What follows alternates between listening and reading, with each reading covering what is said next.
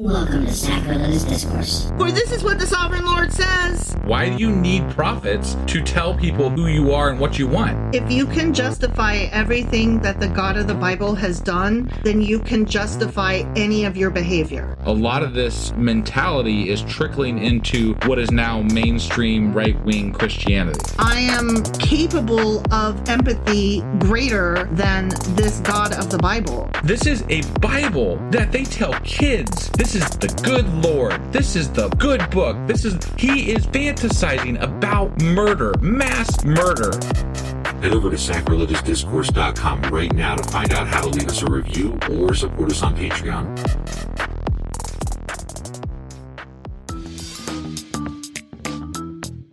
Hey there, sinners and saints. It's your favorite Bible-bashing duo from Sacrilegious Discourse, and we need your help. That's right, folks. We're raising funds for some heavenly equipment and a studio that doesn't sound like it's in the depths of hell. Our current setup, let's just say it's more apocalypse than audiophile. So if you want to hear us dissect the Bible without the background noise of demonic squirrels, chip in a few bucks. We're aiming for $5,000 to upgrade our audio and build a studio worthy of blasphemous banter. Donate today and help us spread the good word of atheism. You can find a link right on our homepage, sacrilegiousdiscourse.com. Every dollar counts. Even if it's from your collection plate.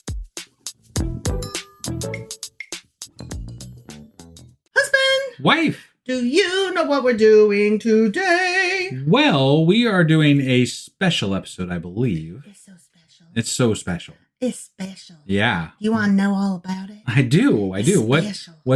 What are we going over?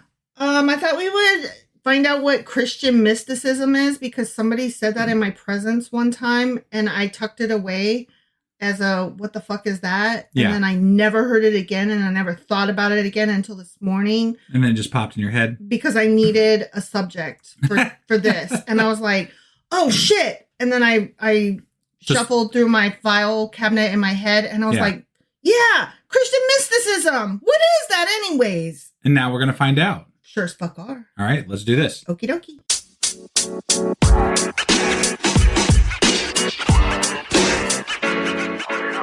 All right. Now that husband has his shit together and has stopped laughing and is under control, That was okay. we can get busy and get started on this very special message about Christian mysticism. But before you start, yeah, I do want to say that we're live on our Discord tonight, Tuesday, 10 p.m. Eastern. Oh, yeah. You can be there too. You should, Just honestly. You head over to Discord and join us. You know? I mean, it's I easy. was a half hour late to it, but husband was right on time, y'all. I was. Yeah. Yeah. So you should do that. You should. Yeah. So anyway, go ahead. Christian mysticism. Oh my God, I can't say the fucking words. Christian mysticism. Gorillas in the mist. No. Christian mysticism. It sounds like it should be like Christian mission, right? Is that what it should? Yeah. Because that rhymes Maybe. better. Right. Okay, so do you know what it is? Have you ever heard of it? Anything about it? I'm putting you on the spot. Go.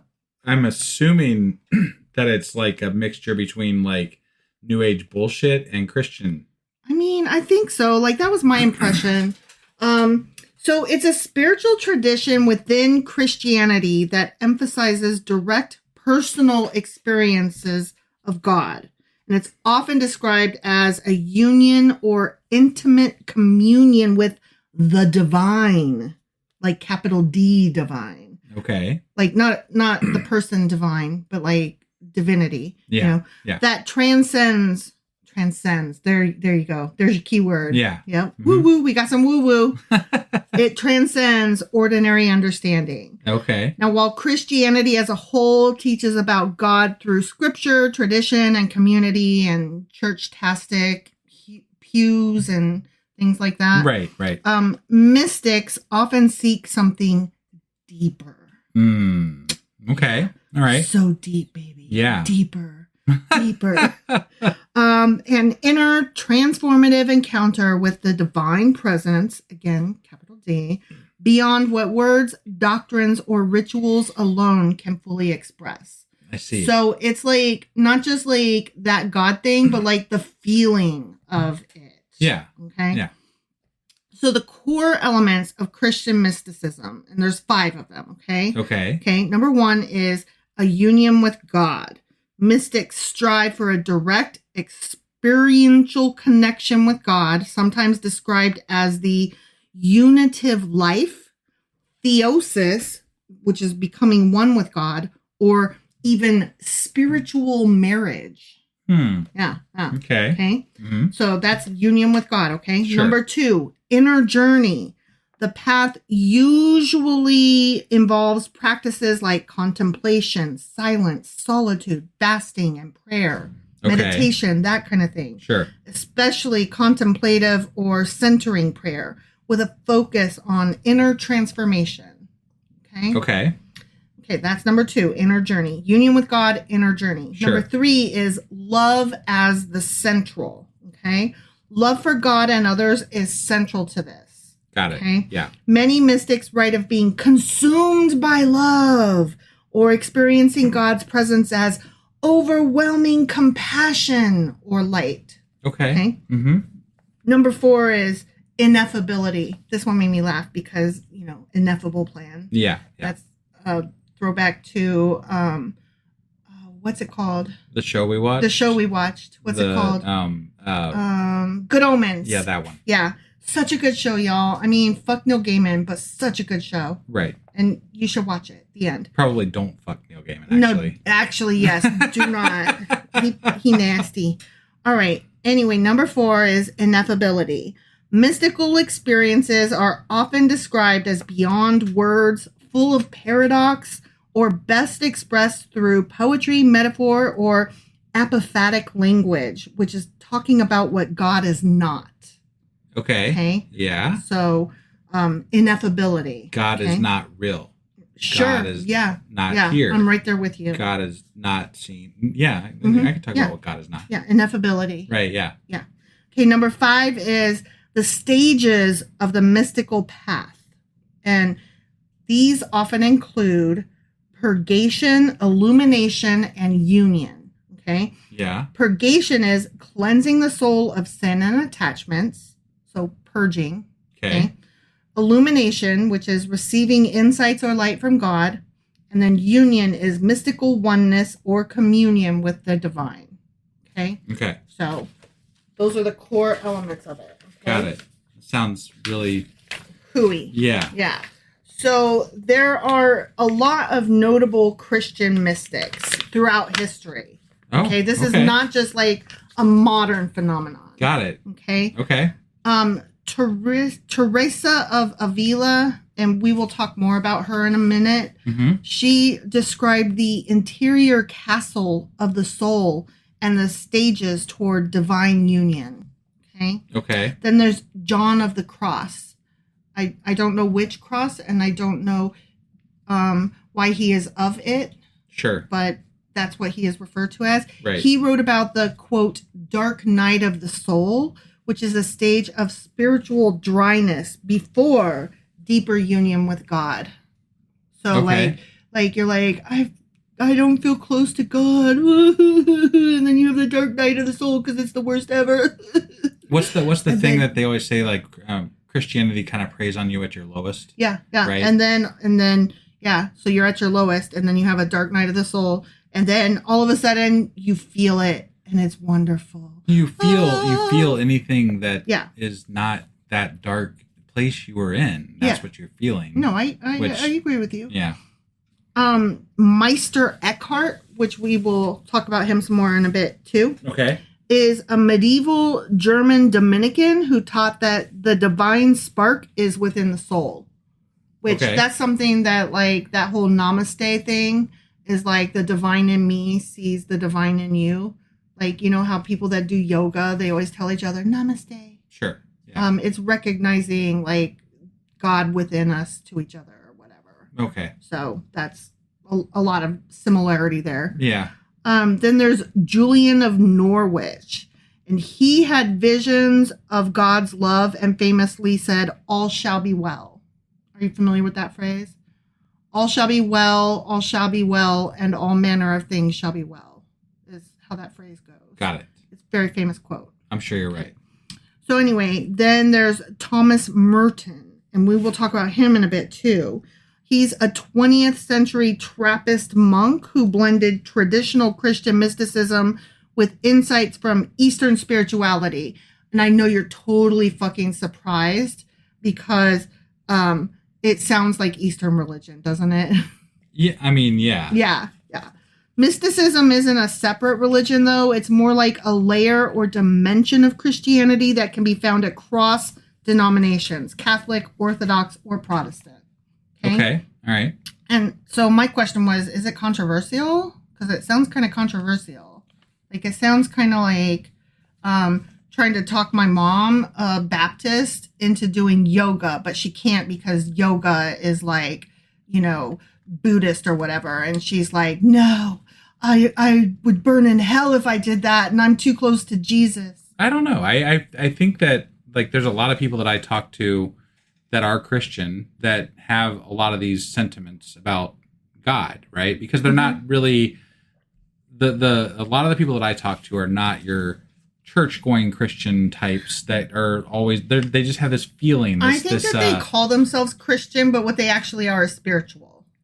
Right, which is in line with a lot of this. It's just not maybe focused or exact within the, like, I'm not really sure what, like, there's not Christian mysticism churches, are there? It's just like an idea that kind of fans out in society at some level. Is that kind of what I'm gathering here? Yeah. Okay. Pretty much. Yeah, it is sometimes controversial, though. Okay. Christian mystics have occasionally clashed with church authorities because their personal experiences seem to challenge institutional teachings or structures. Because they're like, I had this experience. Let me tell you about how I was so close with God and felt him, right up inside me.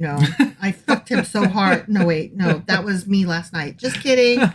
Okay, so anyway, but many have also been canonized as saints or celebrated as reformers. So, it all depends on how the church leaders take whatever you're doing at the time, right? Exactly. If it makes sense for them to embrace it, then it makes sense for them to embrace it. If not, then it doesn't. Then they're like, get the fuck out of here. The planet is flat. You can either be a prophet or kicked to the curb. Sure. Right? Christian mysticism is very much alive today. Sure. Obviously. Yeah. Though it often looks a bit different from the cloistered monastics of centuries past. Right. Okay. Modern day Christian mystics may not always call themselves mystics. Of course not. Sure. No. But they share the same core pursuit, a direct, experiential, transformative relationship with God, as well as $14.99 if you call now. Because operators are standing by, and I can tell you too how you can have a closer relationship with God and see the light. I think my aunt has a... I think your aunt is Looney Tunes probably and has a Christian mystic person that leads her. Probably. Yeah. Or she's decided on this path herself. Yeah. So that could be. That I should totally placate her sometime and just ask her all about it. I am very curious because I've heard it go. I mean, she talks about Jesus and God and stuff like that, right? But then she also talks about the stars, the age of Aquarius, and the age of Aquarius. Like, what the fuck is this? She's super into astrology and tarot. Yeah, I'm like, where is this? Where does this ultimately lead? Where are we going with this? She loves magic. I guess she loves magic. I don't understand what it even is. I'm like, how does that all make room in your head? Right. I don't get it. I have no idea. Like, I have enough trouble with just one aspect of this, let alone all of them. I know, but she's like all over the page with it. Oh, yeah. So many of these guys that I refer to as grifters, but others might just refer to as very spiritual and enlightened leaders, are writers, monks, teachers, activists, or even non-traditional spiritual guides. I think that a lot of them try to sell tea. I think they try to sell crystals. I think that they sell essential oil. Sure.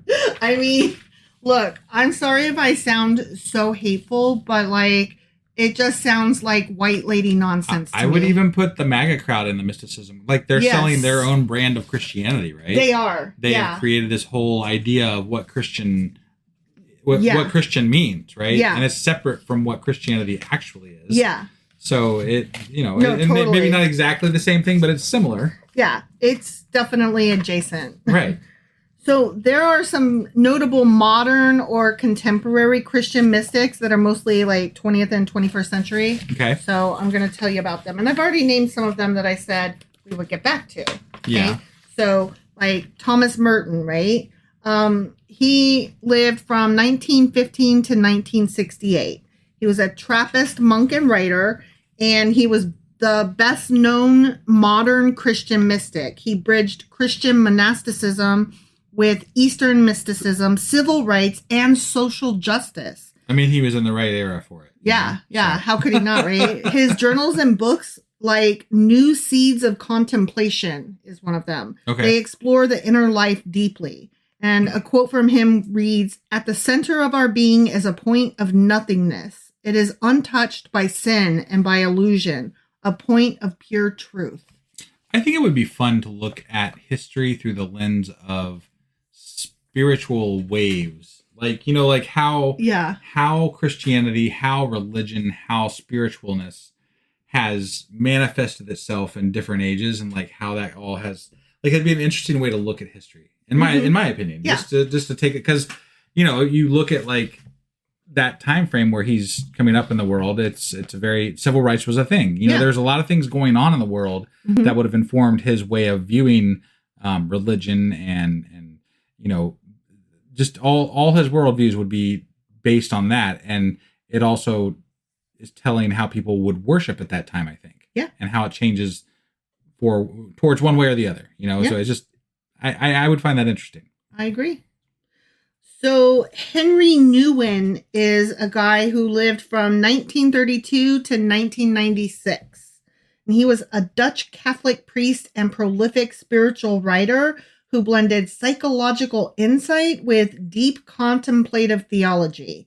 His books like The Inner Voice of Love or The Return of the Prodigal Son explore vulnerability, silence, and surrender to divine love.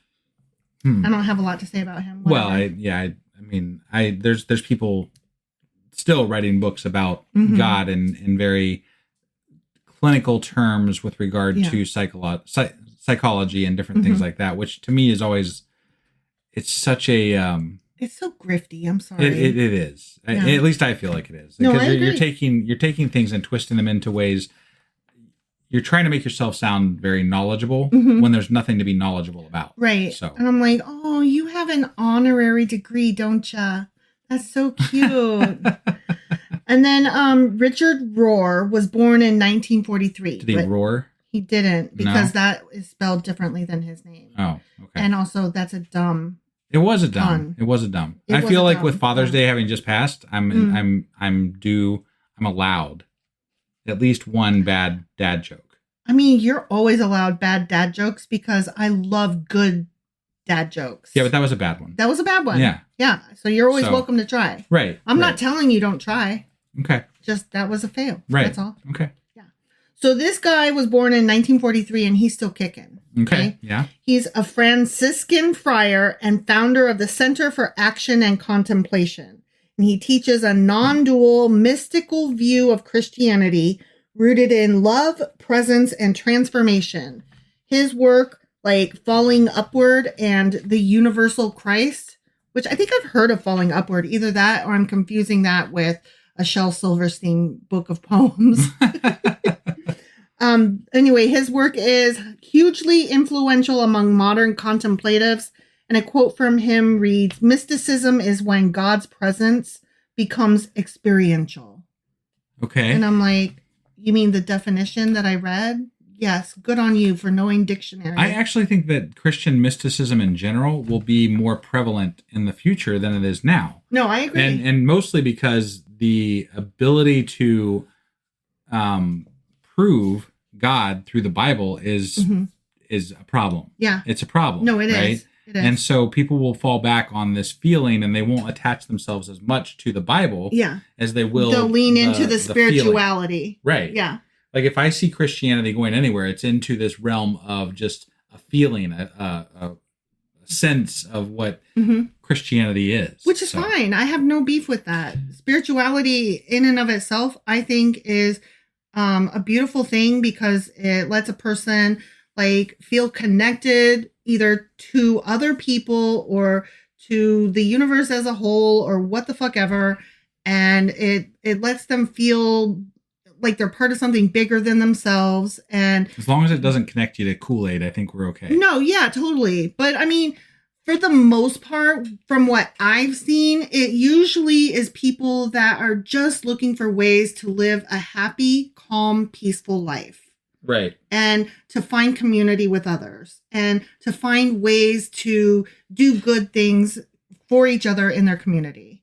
I mean, sure. To me, that's great. That's the essence of spirituality to me. And I don't have beef with that, you know?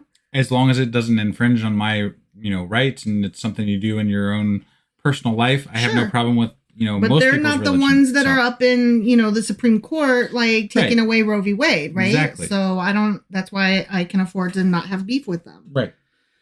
Okay, so the next bitch I'm going to name is Cynthia Bourgeault. And yeah, I was totally sexist just then. And I just referred to this woman as a bitch. And like it just came out of my mouth with like no forethought. Yeah. And that's pretty not very nice of me. Sure. I'm gonna own that. I'm gonna own that. Okay. So I did that. It wasn't nice. I'm not necessarily sorry, but I am gonna own it. Okay. Okay. Mm-hmm. Anyway, she's an Episcopal priest who was born in 1947. She's still kicking. She's a teacher and an author who combines Christian mysticism with practices from Sufism and the Fourth Way, as opposed to the first three. I have a question. Mm-hmm. Is there some reason we're learning about all these people? Yeah, because they're like still around doing stuff. And also some of these people we're going to talk about more in a minute. Okay. Well, no, I just was curious if it was leading to something or we're just going through a list of people that believe in Christian mysticism. These are people that are, they are like, what's the word? They are molding the world of this stuff. So they're kind of like, we should be familiar with their names, I guess. Just double checking. Yeah. Just double checking. So she wrote some books called The Wisdom Jesus, Centering Prayer and Inner Awakening. Okay. Her books explore contemplative practices and non-dual awareness in Christian context. So I'm not sorry I called her a bitch, because that just sounds boring and stupid. Right. Yeah. She may be a very nice lady. I don't know. But her books sound like something I don't want to read. Definitely. All right. So this dude, James Finley, he's a former Trappist monk who was a student of Thomas Merton that we talked about earlier, right? The monk who was the guy who bridged monasticism with Eastern mysticism. Okay. And, the center of our being is a point of nothingness, right? Right. That guy. So he's a student of that guy. And James Finley now teaches contemplative spirituality through the Center for Action and Contemplation at that school, Mm-hmm. And his teaches focus on trauma healing through divine love and union. I'm sorry, divine union and love. I was dyslexic. Unless, of course, you read the Bible, in which case you'll be traumatized all over again. Right. Exactly. He's like, don't look at that one page. Yeah. Like all the pages. Right. Don't look at them. Yeah. All right. So this chick, Mirabai Starr, because it's 2 R's. Okay. All right. Yeah. Though not exclusively Christian, she writes powerfully about Christian mystics like Teresa of Ávila, which we talked about, and John of the Cross. Like she writes about them. Okay. Her inner spiritual work blends, I lost my place. Sorry. Her inner spiritual work blends mysticism from multiple faiths with deep reverence for the contemplative Christian tradition. I'm like, that is lovely for you, dear. Yeah. Okay. And this is the last guy. David Standelrast. He was born in 1926, so he's old. Okay. But he's still around. He's a Benedictine monk known for bridging science, interfaith dialogue, and Christian mysticism, especially through the practice of gratefulness as a spiritual path. Make sure you guys are taking notes. There will be a quiz at the end. I mean, boo. Like, she probably has gratitude journals all over her house. Look, I have to stop here and say, I want to be a person who can do a gratitude journal because I'm such a pessimistic cunt that it would really probably help me. But the problem that I have with them is that my gratitude journals, when I start writing like a gratitude entry, it always just turns into a list of things I like. I like Afghans. I'm grateful for them.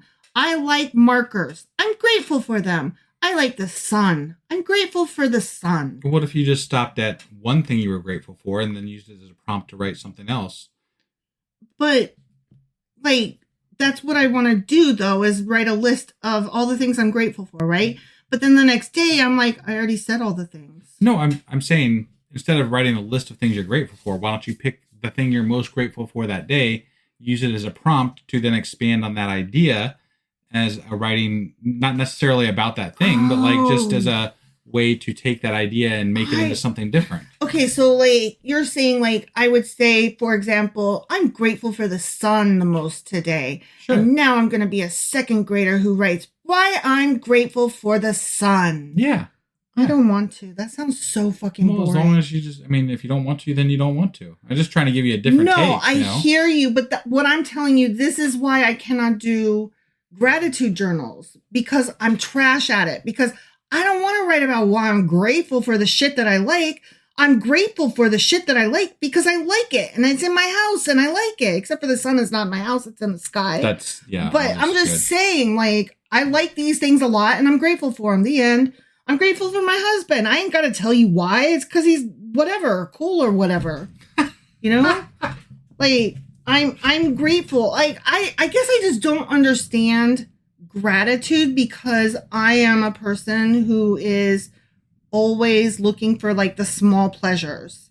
And so I already take those small moments. Like, you know, when that squirrel was on our fucking back porch, he was sitting on a rail. Yeah. And actually I sent this picture to you, Morgana. It looked like he was kissing, it looked like the squirrel was kissing the rail. And Morgana is in our Discord, just for the record. Yeah. Oh yeah. Sorry. Hi. And look, sometimes I forget that we're recording because I'm just like, I'm telling you this from my heart. Okay. Okay. Yeah. So, what was I saying? Small pleasures, squirrel, kissing a rail, right? Yeah. And so, like, I don't know how to take a moment out of my life to be like, today I saw a squirrel kissing a rail. It was so cute, and I'm grateful for it. Like, I don't know how to do that. You could write a story about a squirrel that ends up kissing a rail. I don't want to. I want to write a story about zombies eating people's faces off. And meanwhile, one of the zombies could look over and there's a squirrel kissing a rail. You still took the idea, but you just wrote about zombies instead. I feel like that is not correct. I feel like that is not how that works. Well, I'm just trying to throw out ideas. You can write about whatever the fuck you want. You just got to throw in that prompt, somewhere so that you can hit the prompt. I don't have to, and I'm not going to. That's fine. I didn't say you had to. Look, here's the thing. I don't like gratitude journals. I just don't. I want to write something else. I don't want to write about that. All right. Everybody notate. Wife does not like gratitude journals. For myself. For the test. For myself. Make sure for the test. Right. You make sure you notate that. I think they are lovely. And like, I know people who write something they're grateful for every day, or like before they go to bed, they write 3 things they're grateful for. And I love that for them. Like, they keep a practice of it and it keeps them happy and grounded or what the fuck ever. And I think that's great. It's just not for me. Yeah. It's not for me. Okay? Yeah. That's all. I got it. I don't know why I got off on that, but I needed to say it real bad. Apparently. Yeah. Every Thanksgiving, like, I see all on Facebook and stuff, people like doing the every day of November, write something you're grateful for. And I'm like, the same shit I was grateful for last year when this fucking challenge came around. The only thing I know about November is like No Shave November for guys or something. Yeah. And I'm like, that's like every fucking month for me. Yeah. I skip shaving at least once or twice a week. No, you're supposed to not shave for the entire month. I know. Not skip it for a couple days and then shave. And I think it's supposed to be for like cancer awareness, like prostate cancer or something like that. I don't know. I don't know either. There's a fucking holiday every day of the year, so I mean, there's like 10 holidays every day of the year. So, it's true. Yeah. It's true. All right. Today's probably like Black Tarp Day or something. Black what? Or Black Tarp Day, or like what's a black tarp? Like, you know, a tarp. Oh, okay. Or like, you know, a lamp day or something. I don't know. Okay. Yeah. I see. So the way that people might practice Christian mysticism, but not gratitude. We're not talking about gratitude. Right. Christian mysticism. Yes. Modern mystics may not live in deserts or monasteries. They don't, you know, because... You checked all the deserts and the monasteries? I mean, because we've got plenty, like, right here in America that are just, like, selling essential oils and so they may live there. leaves. We just don't know of any. Right. Off the top of That's our what I'm head. saying. Okay. So even if they don't live in those places, though, they often practice centering prayer, lectio divina, which I'm going to get into. I'm so excited about that. Solitude and silence, embracing paradox and mystery, and radical love and justice as spiritual disciplines. They emphasize God as present here and now, often speaking to people disillusioned with dogma, but still hungry for the sacred. So again, they're spiritual, but not Christian. They're like, less Christ, more love. They're like... less throwing babies against walls and, you know... Right. banning homosexuality, and more like inner light and yoga. Sounds to me it's like they agree Christian ideals are shit based on the Bible. And so they're like, it's going to be whatever I want it to be because God talked to me, because God told me, because God's inside me, because God is all around me, because God is life, because God is Gaia. I think it is white bitches that want their pumpkin spice latte and yogas on Tuesday. And they want to feel like they can call themselves Christian when they go to the PTA meeting. I was going to say you could make your God fit any social function. Because if your God is flexible, I mean, you can just insert him wherever the fuck you want. Yeah. You know? Yeah. And then you can be whatever you want him to be. Yeah. And I am being so hateful because I'm a cranky ass bitch right now. So, you know, just take my opinions with a grain of salt. Okay? Like, you don't have to listen to me. You can have your own opinion about it. Whatever. So Christian mysticism and Eastern religions like Buddhism, Hinduism, Taoism, and Sufism and Islam often overlap in some striking ways when it comes to spiritual experience, even if the theology and frameworks culturally differ. Okay. These overlaps have become more visible, of course, in the modern era, especially as Christian mystics and contemplatives began actively engaging with Eastern wisdom traditions, again, with the white lady yoga. Right. Okay. Yeah. Here's a breakdown of the most significant areas of overlap. You ready for this? I'm ready. Okay. So Christian mysticism often, you know, does the inner silence and stillness, right? Okay. Centering prayer, apophatic theology, such as God is beyond all concepts and the cloud of unknowing. These things emphasize the cloud silence. of unknowing? Okay. Yeah. All right. These things emphasize silence as a gateway to God. Okay. Sure. And Eastern religions have similarities, right? Like Buddhism emphasizes meditation to reach nirvana, which is liberation from suffering through ego dissolution. Hinduism uses practices like dhyana, which is meditation, to experience Atman, which is the soul, as one with Brahman, the divine. Okay? Okay. And then Taoism values stillness as the path to aligning with the Tao, or the way. Got it. Okay? Don't ever forget your Tao. Don't forget your Tao. Yeah. That is hilarious. That is really funny if you are a Douglas Adams fan. And if you're not, then nothing we just said makes any sense to you. That's true. Okay. That's true. You don't need to know. It's okay. You should just go read some Douglas Adams and then you too will know. Yeah. So the overlap here is that silence is not emptiness, but the space where the sacred is most deeply encountered. Ego quieting practices are central across traditions. Now, what I found most interesting about this is that literally right now, the therapist that I'm working with is trying to get me to figure out ways to make my brain STFU. And so she is having me do things like meditate and read and like listen to soft music and chillax and like stuff like that. Because again, silence is not emptiness. It's the space where the sacred is most deeply encountered. But she's like, maybe if you can make your brain shut the fuck up for 2 minutes, then we can talk about mindfulness. And then we can also talk about, some of the other therapy that we want to get to eventually. Right.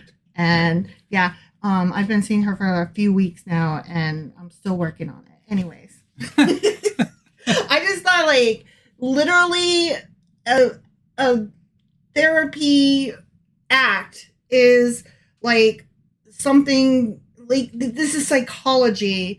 And yet now I'm reading about it as a practice in Eastern religions and Christian mysticism. Sure. And that's funny to me. Well, I mean, yeah. These are practices that have been around for thousands of years, right? Yeah. And there is some merit to, the self-healing, the self-thought, the self-reflection type aspect to these things. But it doesn't make them, a communication with a god. No. It doesn't make them something that is reaching out to the divine. It's just something that helps you center your own thoughts. It's something that helps you.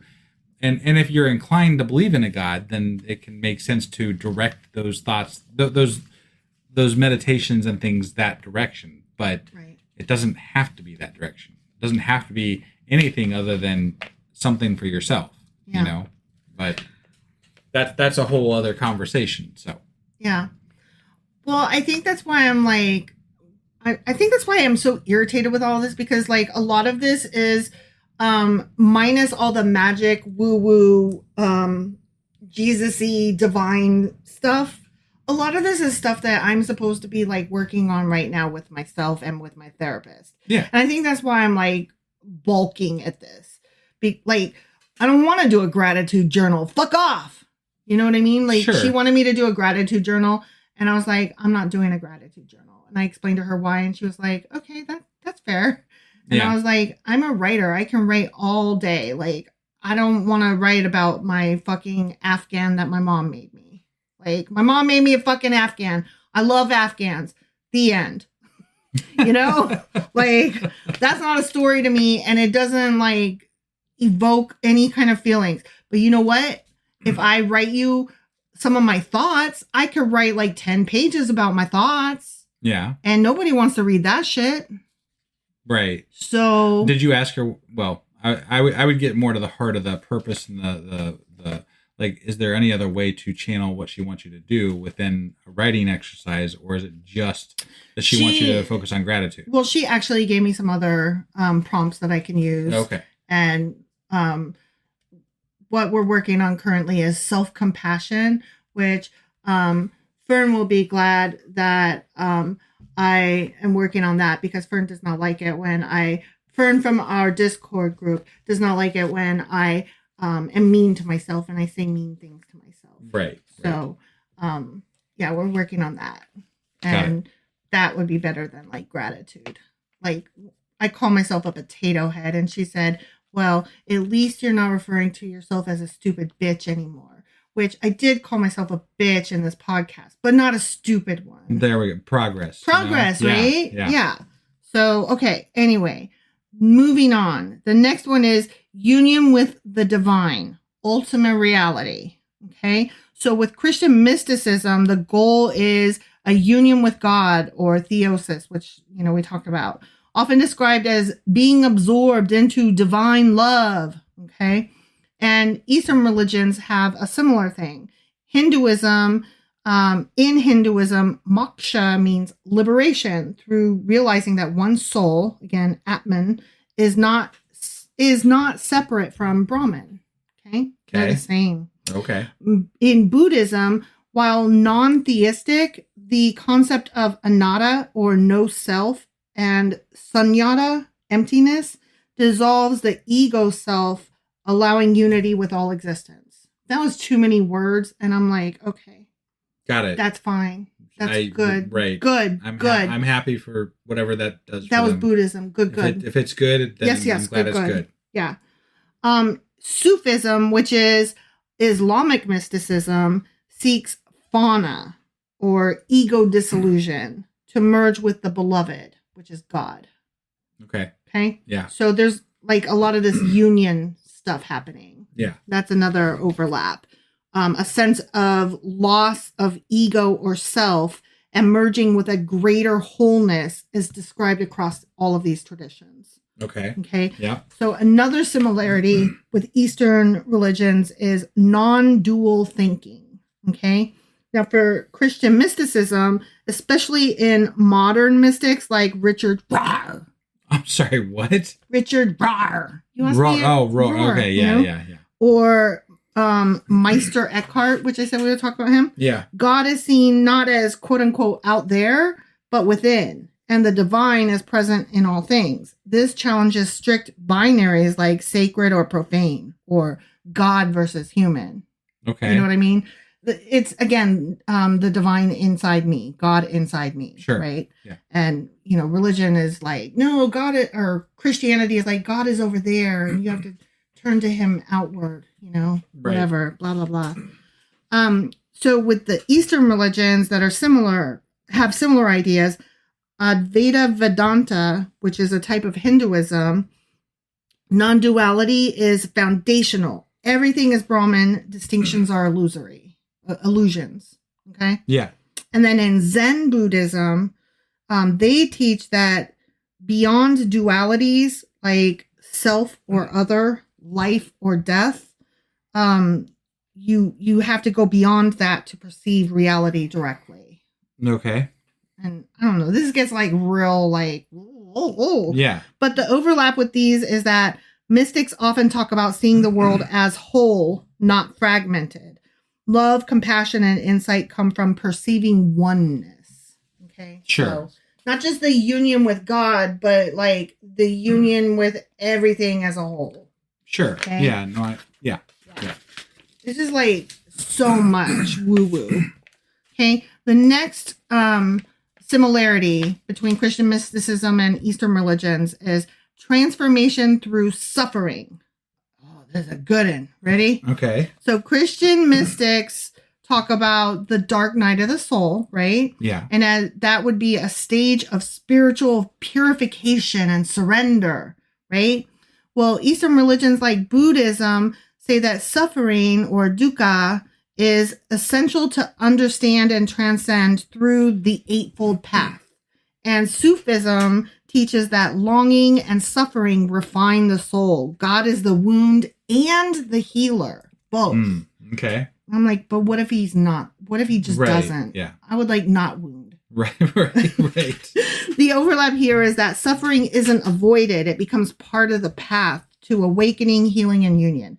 Which, I mean, another way of saying that is like every cloud has a silver lining, or like it's always darkest before the dawn, or you can see the glass as half empty or half full, or you see the brightest stars in the darkest night, or you can't appreciate the light without the dark. Like all of that. Sure. Like, sounds whatever. like a lot of stuff that I'd talk about if I was high.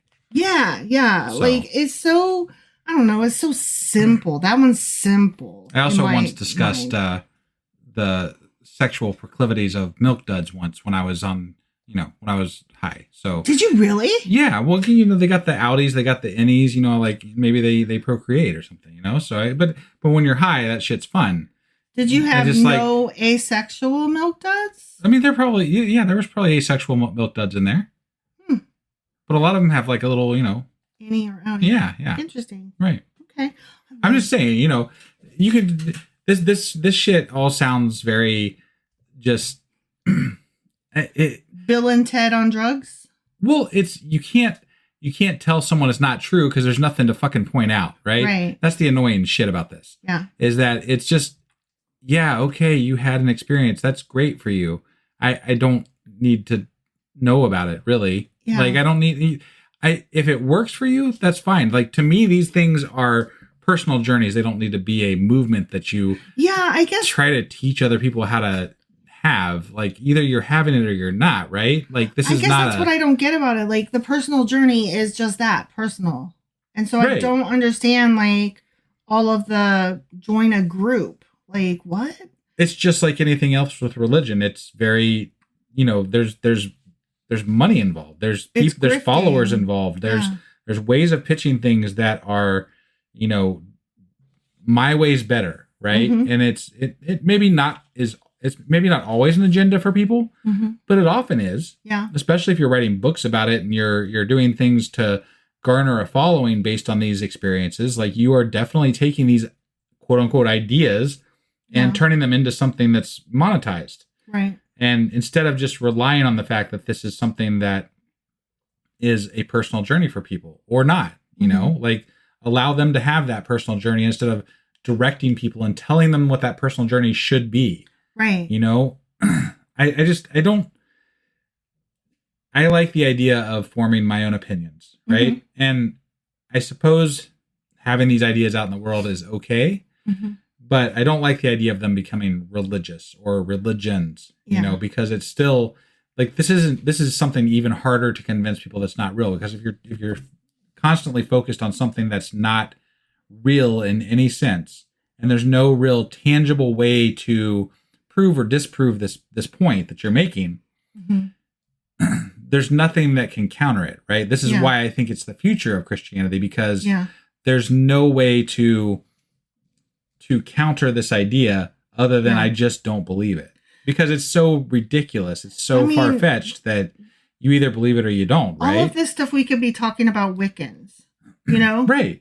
And there's a romanticism of Wiccan ideologies in the world these days, because it's spiritual. Because it's the spiritualness of it, the closeness with nature. There's things about that is very romantic and very it's. I mean, even I am pulled toward that, even though I don't believe in any of that. I feel that pull because of the romanticism in it, and because of the try to be your best self and try to be part of something larger than you are, that kind of thing, and try to figure out your purpose in life and all of that. Like, I can understand how, if I don't believe in God and I don't believe in magic and I don't believe in all this hooey nonsense, but even I feel that, like, I can understand how somebody else might actually get pulled in. And to me, that's the harm. Yeah, I get. Yeah, I guess to me, all the I've spent a lot of time camping. I've spent a lot of time in the wilderness. I've spent a lot of time, just being very close to nature in my life, because I did a lot of outdoor activities when I was younger, and I very much enjoyed my time. And there's a lot of moments when you're out there that you get that overwhelming sense of, this world is so much larger than I am. You also have a lot of oxygen. yeah. Which is euphoric, yes, right? Yeah. Isn't it though? So, but I mean, I understand the pull towards this mystic idea and beauty and appreciation. I'm okay with it just being beautiful. I'm okay with it being something I don't fully understand, but want to understand more as far as science is concerned, right? I'm okay with sitting in a pine forest and just enjoying the silence and being present there for that moment, because I found this amazing place that allows me to have this experience. It doesn't have to be God. It doesn't have to be mysticism. It just is. It could just be that trees are tall and pretty, and they are. I love nature. I love going for a hike. I love just the sound of a stream rolling over a small, waterfall type thing, and just sitting there and being there. Like, it's beautiful. It's wonderful. But it's my experience. It's my moment to be there with nature, which doesn't need anything more than that. It's my experience. You don't need essential oils, and you don't need to go to yoga. No, right? I don't. Yeah. I don't. Exactly. So going back to this, sorry. Another similarity between Christian mysticism and Eastern religions is a direct experience over doctrine. Okay. Okay. So one is as opposed to the other. Yeah. Okay. So Christian mysticism experience often precedes or transcends belief. Like a quote might be, "You may not understand it, but you can be transformed by it." Right? Yeah. Yeah. A lot of Eastern religions emphasize praxis, the doing, over mere belief. And so you'll see that in like meditation, yoga, chanting, that kind of thing. Sure. Like the practice. Well, and again, I don't have problems with these practices, right? Mm-hmm. I think they do have value. Mm-hmm. But when we start getting into the mystic side of these things, that's where I have the issue with it. Well, like, for instance, let me just talk about here for a moment, since I am in therapy. Sure. Let me just talk about meditation, yoga, and chanting, right? Like, these are all things that we have usurped from Eastern religions, right? Right. But with regard to, like, meditation. Yeah. Okay. I had a motherfucking headache from hell the other day. And I had just taken a lot of medication and I didn't want to take more Tylenol and stuff on top of it. Right. And I had had a lot of alcohol the day before. So, like, I just wanted to just lay down and chillax. Right. So I put on like a thing that my therapist had sent me to try that was like guided meditation or whatever. And the voice was like this, and she was very calm, and it was very lovely. And sometimes there was like bong in the background, right? Right. And so like I lit a candle that smelled good. Like I was on purpose doing very soothing, calming things intentionally to make my body relax, to try to make the headache go away, right? Yeah. And so I engaged in meditation. It was not a spiritual experience. It was a relaxing experience. And I was finally able to relax enough that my headache eventually went away.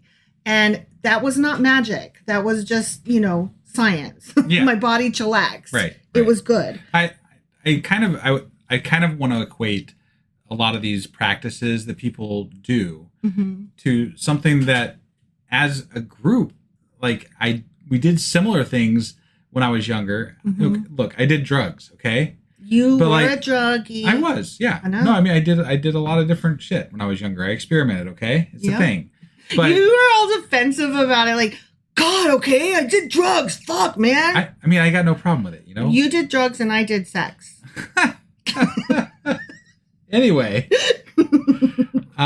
so I equate a lot of these things to like the preparation that goes into prepping to take drugs.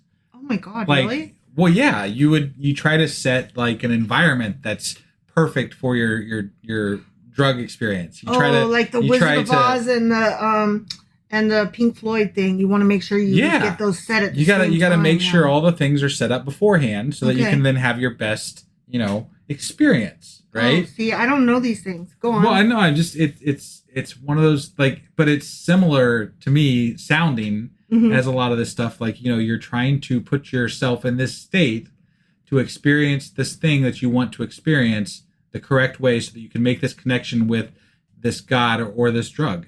Like it's not like it's just a way that you are getting ready to have a specific experience that has been presented to you as a thing that's going to happen if you do these things. Right. Right.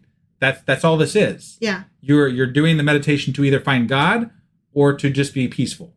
You're doing or to have a good role. You're setting up the Pink Floyd to either watch a movie that's really weird or to have drugs. I mean, like there's prep work that goes into these things with an expectation of an outcome. Yeah. Right. Yeah. And the expectation of the outcome is going to be more likely if you are expecting it. So that's true. If you're setting yourself up for this experience, you probably are more likely to have the experience based on the fact that you're expecting it. Sure. No, I totally agree. You are 100% right.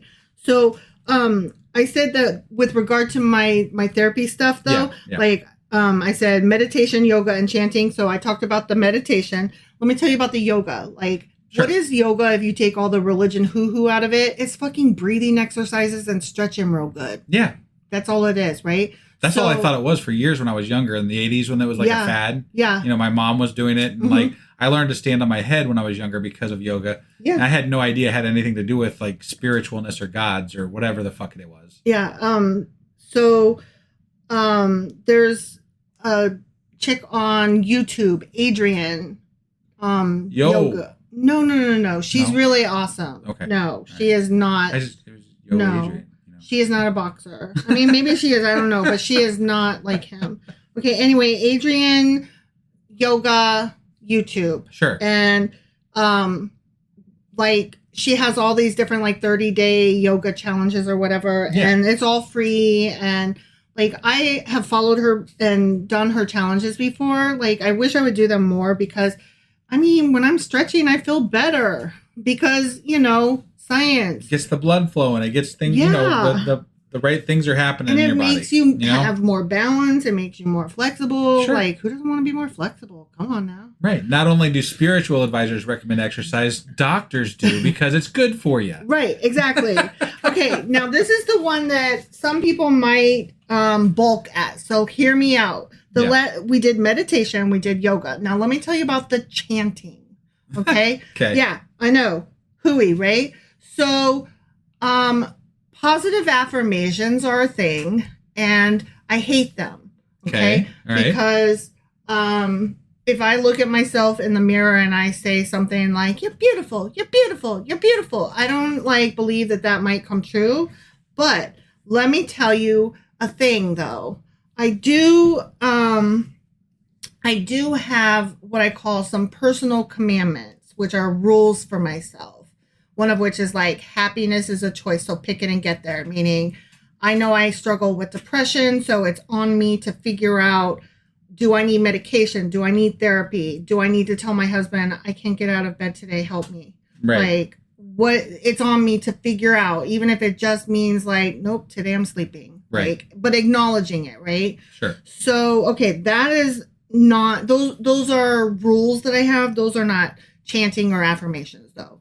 Okay, but I do have a thing that I have recently started doing when I freak the fuck out. Mm-hmm. And it is telling myself out loud, I'm okay.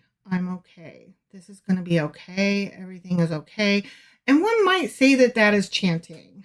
Sure. And what I'm doing is self-soothing because I panic a lot and I have anxiety. Right. And what I'm trying to do actually is just breathe. Saying words outside like exercises a different part of your brain than just thinking.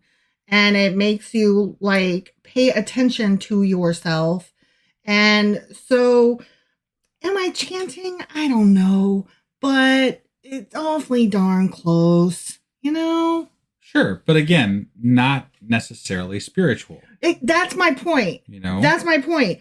I'm doing the meditation. I'm doing the yoga. I'm doing the chanting. Right. I don't believe in God or, you know, any of the magical things. Right. They're ways to trick your brain into doing the things that you want it to do. Right. Mm-hmm. That's all this is. Yeah. And there's nothing more to it. There's nothing less to it. And you can trick yourself into believing things that aren't real. Mm-hmm. But why would you want to do that? Right. Like, that's not, you're just trying to, in your case, calm yourself down. Yeah. Or, you know, whatever the case may be, which is oftentimes what people are using mysticism for. Mm-hmm. The same reasons. They're just invoking more to that experience. Right. They're attaching more to that experience. Mm-hmm. So you don't need to have that to do the same thing. No. And like when I went to the No Kings protest on Saturday, I was worried that I was either going to bump into somebody that I didn't want to bump into or that I was going to freak out in the crowd. So this is so stupid. I drew a spiral with a Sharpie on my wrist just as a focal point to look at.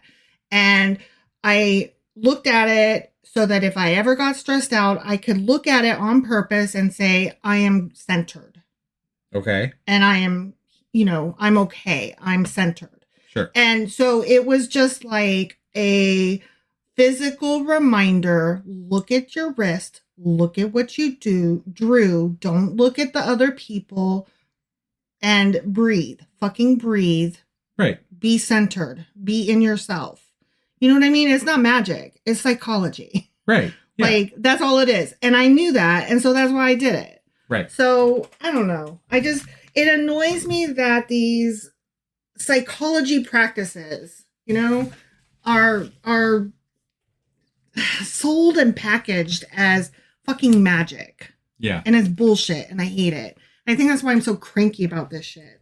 Yeah. But anyway, the overlap between the Christian mysticism and the Eastern religions here is firsthand experience of the sacred is more trusted than secondhand information or theological systems. And I'm like, yeah, okay, whatever you say. Right.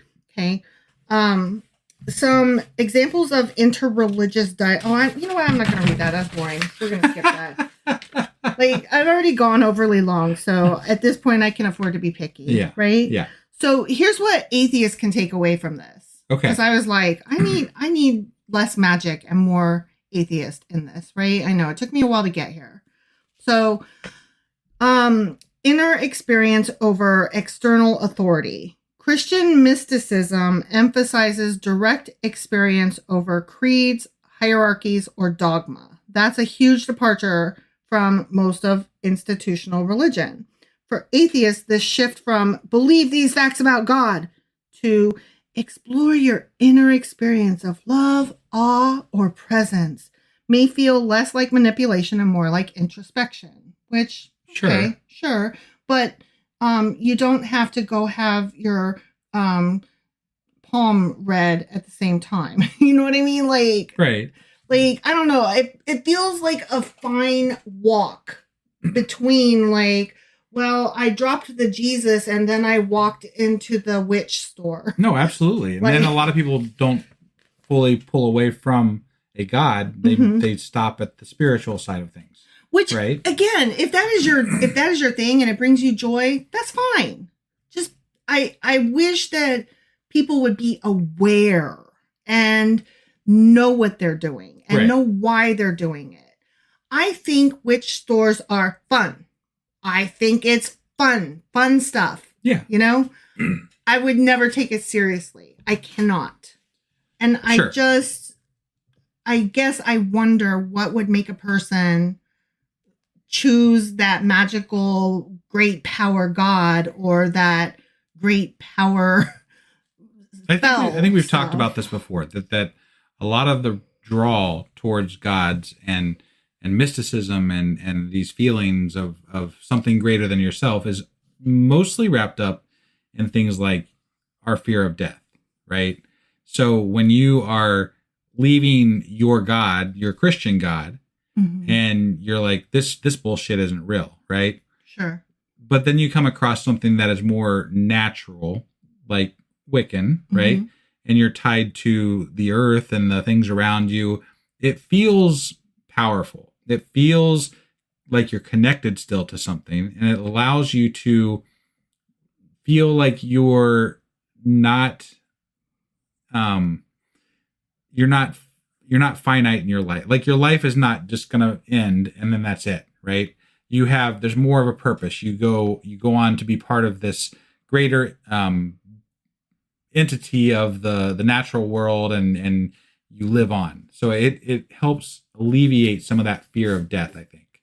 And I'm sure there's a lot more to it than that, but to me, that fear of death has always been one of the biggest aspects of what drives a lot of the religious ideology out there.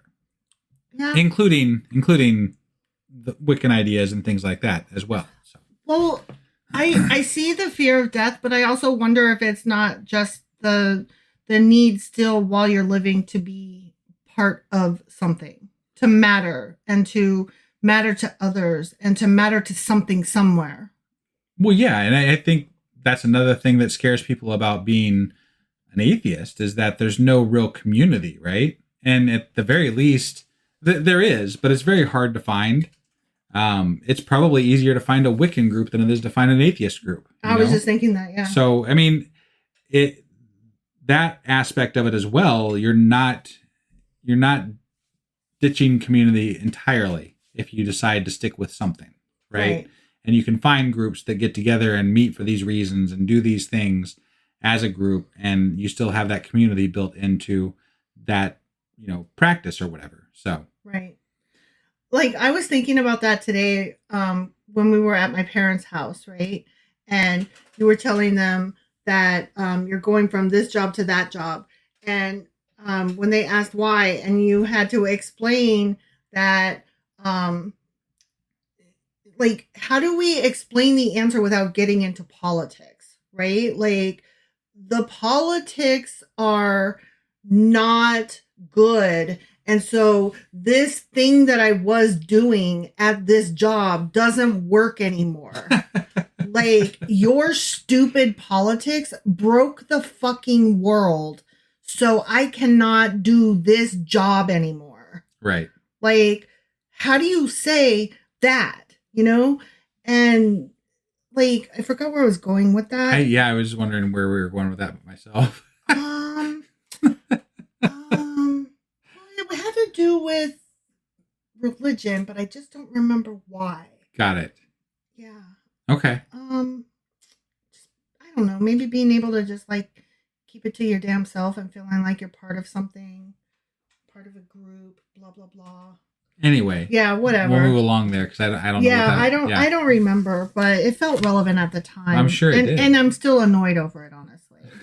Because like when you can't even say why you're switching a job, like honestly, that is stupid. I feel like that was just on your mind and just spilled out. Probably, but no, it felt relevant at the time though. Okay. I promise. Right. So okay, yeah. The other point is that mystics often use symbolic or poetic language, and God isn't always treated as a sky daddy or a cosmic judge, but instead as love, light, silence, ground of being, or source. Yeah.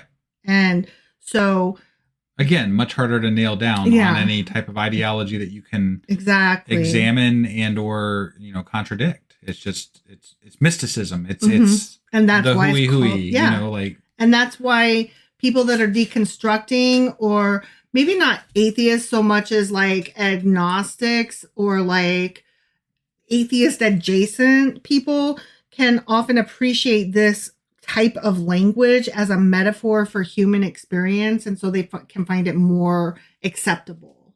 You know what I mean? Obviously, it's much more digestible than Christianity. Right. I mean, a lot of this stuff resonates even when stripped of supernatural assumptions. You take the magic out, but it still feels good. Because some of it's actually real. Yeah. Meditation is real. As I said. These things are real. Yeah. They just don't have to be attached to anything. Right. That's all. Like the meditation, yoga, and chanting that I discussed for myself that I do, but not as meditation, yoga, and chanting. Right. But that's where the confusion comes in. Like, right. That's why it's hard to separate this, because there literally is no doctrine to contradict, and you're attaching it to things that actually do work for mental states, for calmness, for different aspects of your physical being.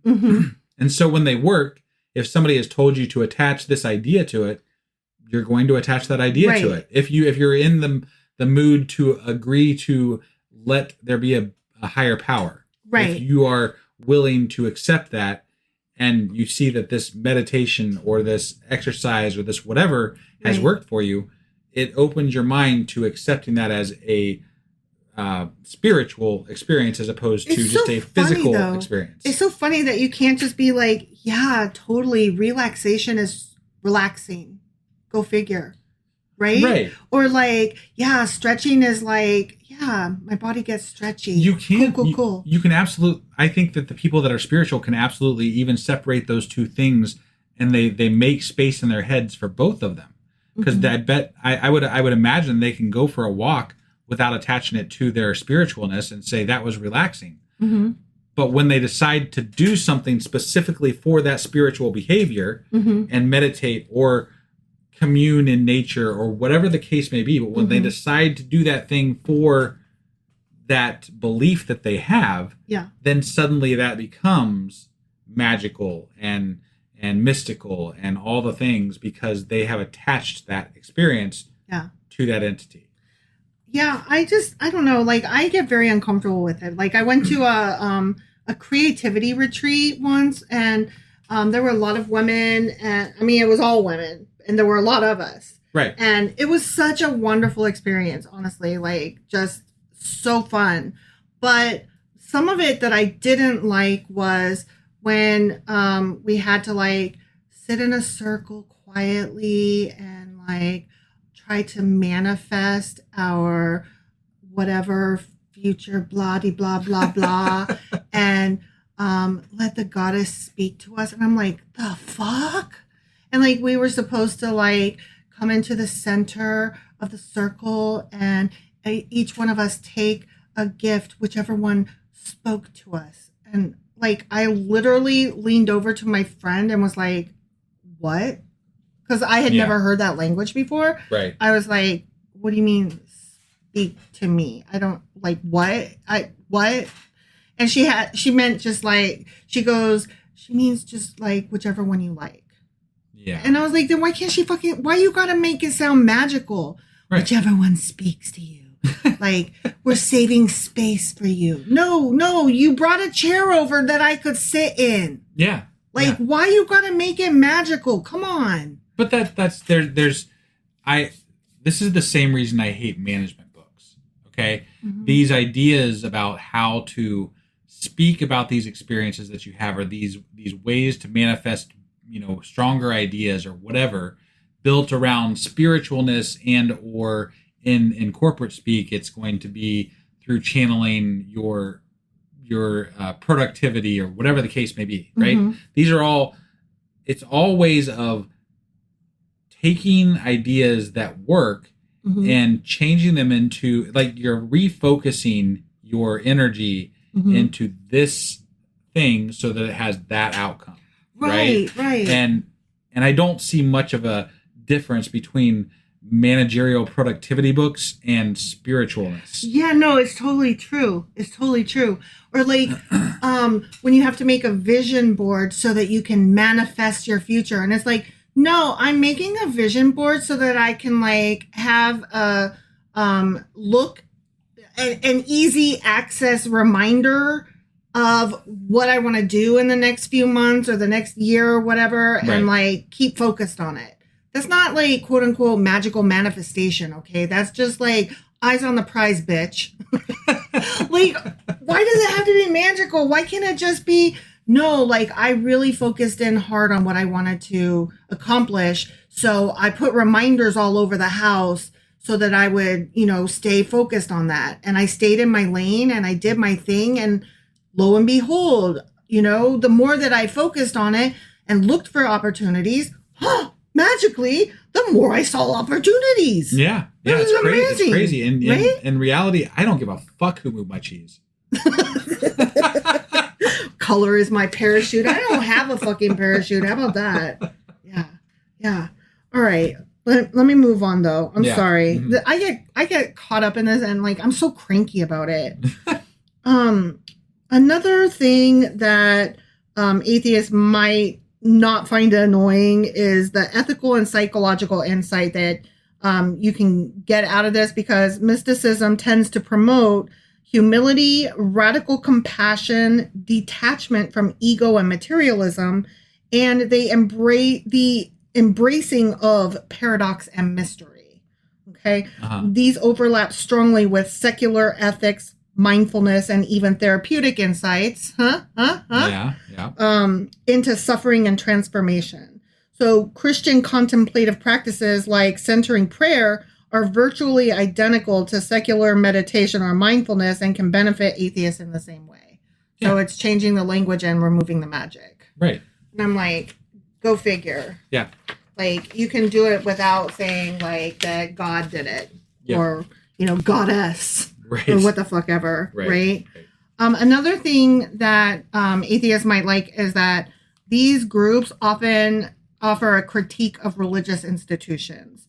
Like, many mystics were rebels who criticized or were even excommunicated for bypassing church hierarchy in favor of direct experience. Yeah. And there was like that Meister Eckhart guy. He was investigated by the Inquisition because he was like, fuck that shit. Yeah. Teresa of Ávila was pushed back. She pushed back against gender norms and church control because she's like, douchebag says what? Women can be leaders.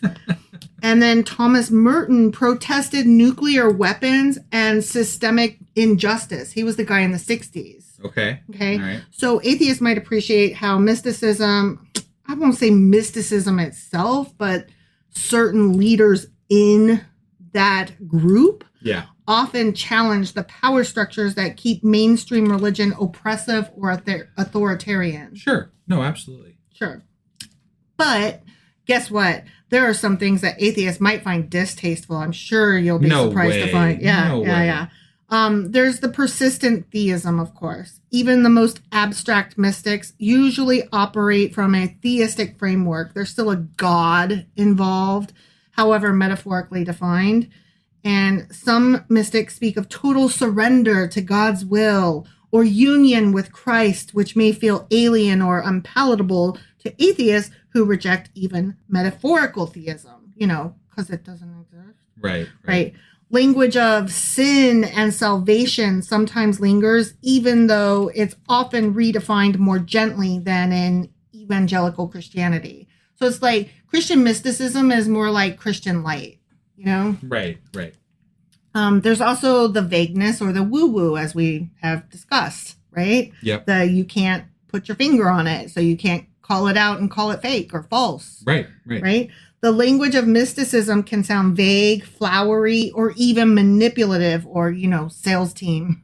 Yeah. Exactly. Primerica comes to mind, right? Like, let's all stand up and shout together, like the call and response stuff. No, absolutely. Yeah. Absolutely. If you're allergic to spiritual euphemism, terms like divine spark and union or cosmic love or the God within or your private goddess, Right.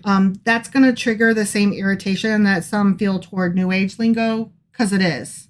Yeah. Right? And to some, mysticism looks like religion hiding behind a poetic smokescreen. And it is. Right. Yeah. I mean, I literally said it's like 2 steps away from like the witch store. Right. Yeah. So another reason is the self-effacement and asceticism. Some mystics advocate denial of the self, suffering as purification, or obedience as spiritual virtue. And this can rub atheists the wrong way, as well it should. Yeah. Especially with those with humanist views that center autonomy, dignity, and reason, which I think most of us here do. Right. So, fuck that shit. So something that atheists might find intriguing or useful, though, is some of the comparative philosophy.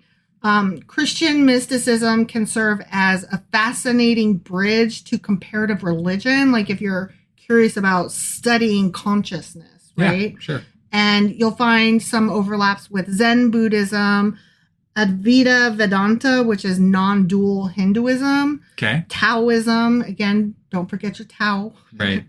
Sufism, which again is Islamic mysticism. And for secular thinkers, this opens up a world of cross-cultural human insight into suffering, awe, death, ego, and love. Okay. Mystics often anticipated modern psychology, describing trauma, despair, and healing in poetic terms, like the dark night of the soul, can read as an early framework for spiritual depression or existential crisis or ego death. Yeah. And you don't have to believe in God to relate to being broken wide open or losing your sense of identity or searching for meaning in silence and pain, screaming into the void, or letting go of the illusion of control. Yeah. Like, that kind of makes sense. Like, I get what you're saying there, but still. There's this whole thing about the Lectio Divina, which is Latin for divine reading. And it's a way of reading that is supposed to be very contemplative, and it's like hand in hand with meditation and shit like that. It's a slow meditative way of reading and reflecting on a text. This method of engaging with meaningful text is designed to deepen your spiritual understanding and personal transformation. It's not about study or theology. It's about experience. So, yeah. At its heart, Lectio Divina, meaning lection divine, is a way of letting the text read you back. So it's not, what does this mean, so much as, what is this stirring in me? Got it. Okay. Yeah. And its roots are in the Christian monastic tradition from the 6th century onward. Like Saint Benedict promoted that whole thing. Okay. And it was used by monks, nuns, mystics, and increasingly lay people, including progressive and even interspiritual seekers. So usually the texts are going to be the Bible. You know, people will read the Bible and then they'll sit with it for a minute. Then they'll journal about it. Like there's so many like faith journalers on YouTube, which is so annoying if you're like in the planner and journal community. Like, I don't want to see your faith journal, quite honestly. I don't give a shit. But that's what they're doing, though. But it doesn't have to be the Bible. You can also do it with, like, poetry, philosophy, or sacred texts from other traditions. And basically what you do is you read it, you reflect on it, and then you, like, respond to it. Like, how did this, quote-unquote, speak to me? Like, what stuck out? What words were either annoying or cool, yeah, or whatever. And then you're supposed to like just sit with it or whatever. And that's something else that my therapist has been trying to get me to do more of, and that I have been like pushing back against because I don't wanna. I hate journaling. Like, it's so boring. The only time I want to journal is when I'm like depressed, and then I want to write about how much I hate everything. Yeah. And then I want to throw it away and never read it again because otherwise it'll depress me more. Right. So you can do your Lectio Divina or what the fuck ever, but I'm not going to. Fair. Okay. Yeah. But I am going to continue to quote unquote meditate, by which I mean chillax. Light a candle. Or read a book, whatever. Light a candle, read a book, listen to some calm, soothing music. Yeah. Take a bubble bath, the fuck ever. I am also going to continue to not do yoga, even though I'm supposed to, because, it's stretchy and feels good. But I haven't been doing it lately because I'm just not in the mood.